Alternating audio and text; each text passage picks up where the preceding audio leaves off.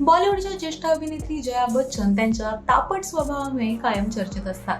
बहुतेकदा त्यांचा मूड खराबच असतो.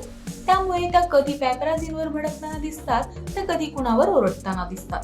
कोण काय म्हणेल याचा त्यांना काहीही फरक पडत नाही. अशातच आता सोशल मीडियावर त्यांचा अजून एक व्हिडिओ व्हायरल झालाय.